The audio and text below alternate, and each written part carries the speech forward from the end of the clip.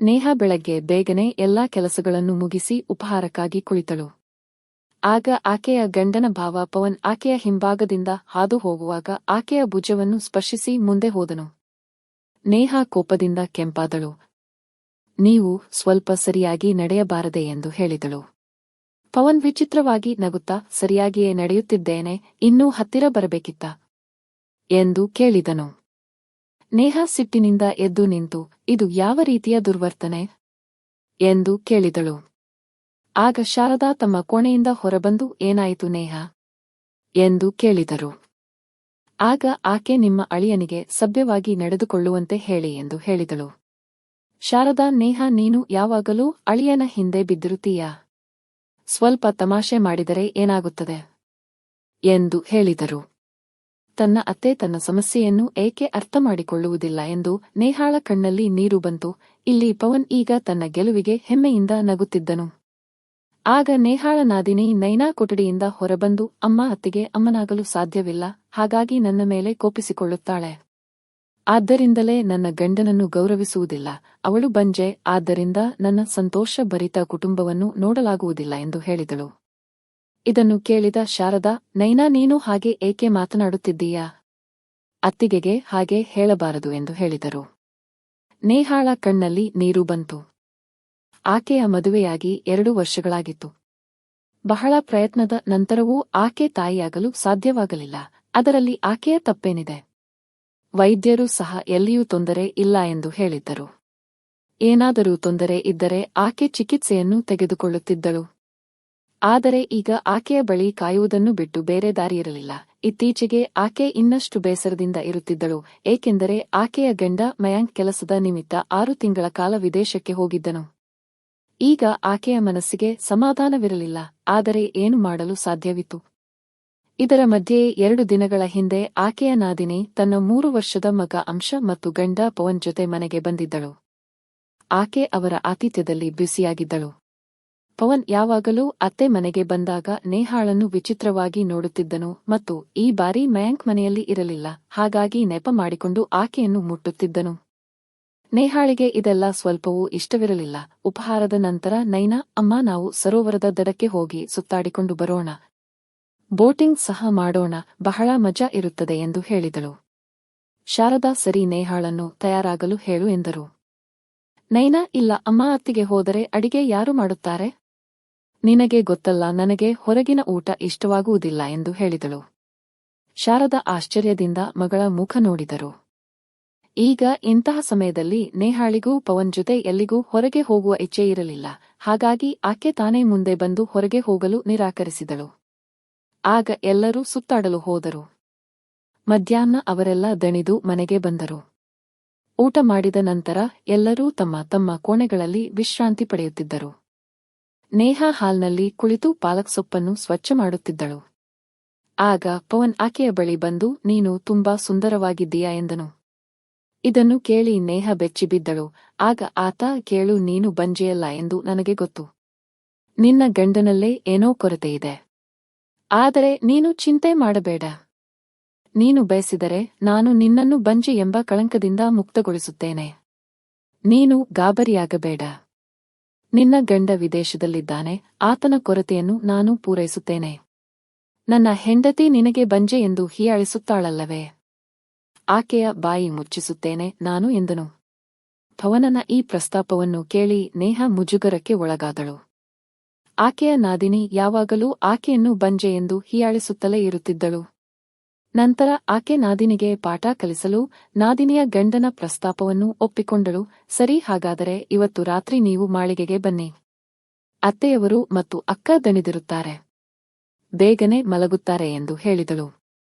ಇದನ್ನು ಕೇಳಿ ಪವನ್ ಸಂತೋಷದಿಂದ ಕುಣಿಯುತ್ತಿದ್ದನು. ಈ ಹಿಂದೆಯೂ ಪವನ್ ನೇಹಾಳನ್ನು ಹಲವು ಬಾರಿ ತಪ್ಪು ಉದ್ದೇಶದಿಂದ ಮುಟ್ಟಲು ಪ್ರಯತ್ನಿಸಿದ್ದನು. ಆದರೆ ನೇಹಾ ಯಾವಾಗಲೂ ಅತ್ತೆ ಅಥವಾ ನಾದಿನಿಗೆ ಏನಾದರೂ ಹೇಳಲು ಹೋದಾಗ ಅವರೆಲ್ಲ ಉಲ್ಟಾ ಆಕೆಗೆ ಬೈದು ಸುಮ್ಮನಾಗಿಸುತ್ತಿದ್ದರು. ಆದರೆ ಇಂದು ಆಕೆಗೆ ಎಲ್ಲಾ ವಿಷಯಗಳಿಗೂ ಸೇಡು ತೀರಿಸಿಕೊಳ್ಳುವ ಅವಕಾಶ ಸಿಕ್ಕಿತ್ತು.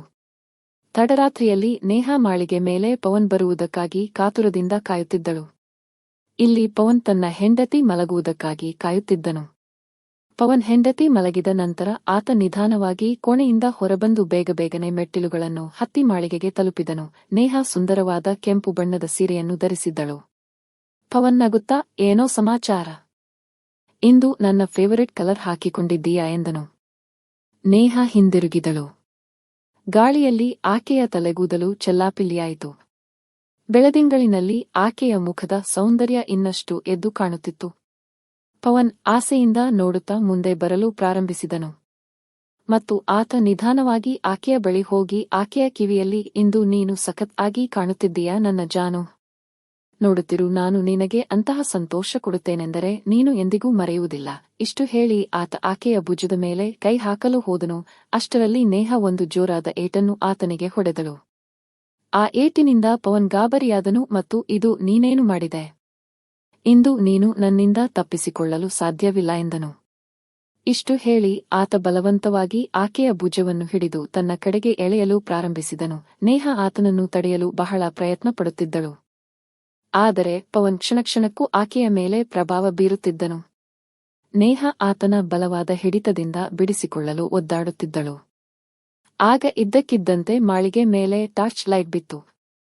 ಅದನ್ನು ನೋಡಿದ ಪವನ್ ಬೆಚ್ಚಿ ಬಿದ್ದನು. ಸುತ್ತಮುತ್ತಲಿನ ಜನರು ತಮ್ಮ ತಮ್ಮ ಮಾಳಿಗೆಯ ಲೈಟ್ ಹಾಕಿದರು ಮತ್ತು ಕೆಲವು ಯುವಕರು ಹಾರಿ ನೇಹಾಳ ಮಾಳಿಗೆಗೆ ಬಂದರು ಮತ್ತು ಪವನ್ನನ್ನು ಹಿಡಿದು ಹೊಡೆಯಲು ಪ್ರಾರಂಭಿಸಿದರು. ಮೇಲೆ ತುಂಬಾ ಗಲಾಟೆಯಾಗುತ್ತಿದ್ದುದನ್ನು ಕೇಳಿ ಕೆಳಗೆ ಮಲಗಿದ್ದ ಪವನ್ ಹೆಂಡತಿ ಮತ್ತು ಶಾರದಾ ಗಾಬರಿಯಾಗುತ್ತಾ ಮೇಲೆ ಬಂದರು. ಅವರಿಗೆ ಯಾರೋ ಕಳ್ಳರು ಬಂದಿರಬಹುದೇನೋ ಎಂದು ಅನ್ನಿಸಿತು. ಅವರು ಪವನ್ ಹೊಡೆತ ತಿನ್ನುವುದನ್ನು ನೋಡಿದಾಗ ಇಬ್ಬರಿಗೂ ಹುಚ್ಚು ಹಿಡಿದಂತಾಯಿತು. ನೈನಾ ಓಡುತ್ತಾ ಬಂದು ಪವನ್ನನ್ನು ರಕ್ಷಿಸಲು ಪ್ರಯತ್ನಿಸುತ್ತಾ, ನೀವೆಲ್ಲ ಏನು ಮಾಡುತ್ತಿದ್ದೀರಿ?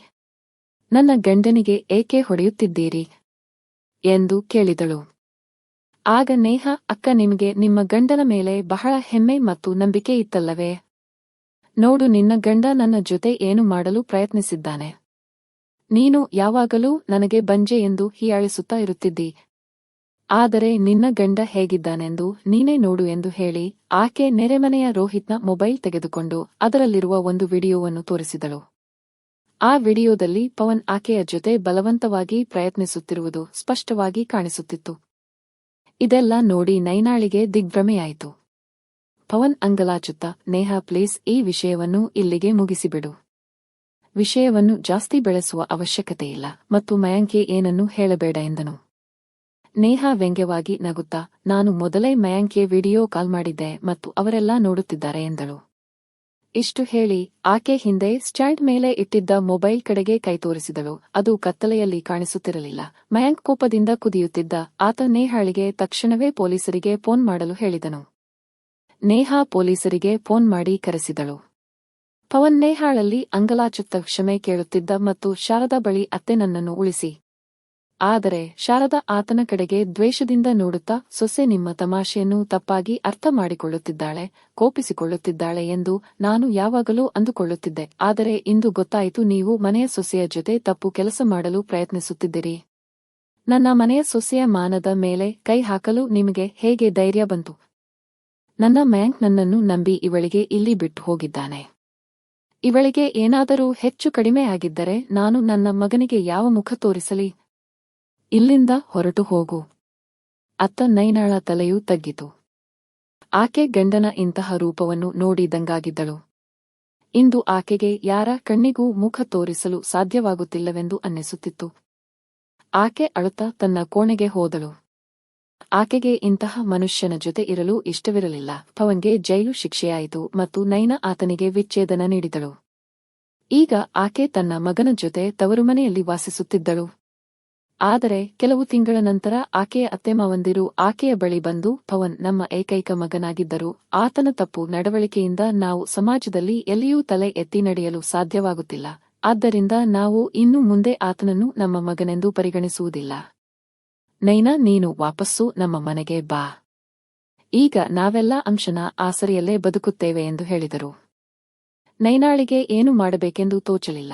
ಆಗ ಆಕೆಯ ಅತ್ತಿಗೆ ಆಕೆಗೆ ಸಮಾಧಾನಪಡಿಸಿ, ನೀನು ನಿನ್ನ ಅತ್ತೆಮನೆಗೆ ಹೋಗಬೇಕು. ಕೊನೆಗೆ ಏನೇ ಆದರೂ ಅದರಲ್ಲಿ ನಿನ್ನ ಅತ್ತೆಮಾವಂದಿರ ಅಥವಾ ಅಂಶನ ತಪ್ಪೇನಿಲ್ಲ. ಹಾಗಾಗಿ ಅಂಶನಿಗೂ ಅಜ್ಜಾಜ್ಜಿಯ ಪ್ರೀತಿ ಸಿಗಬೇಕು.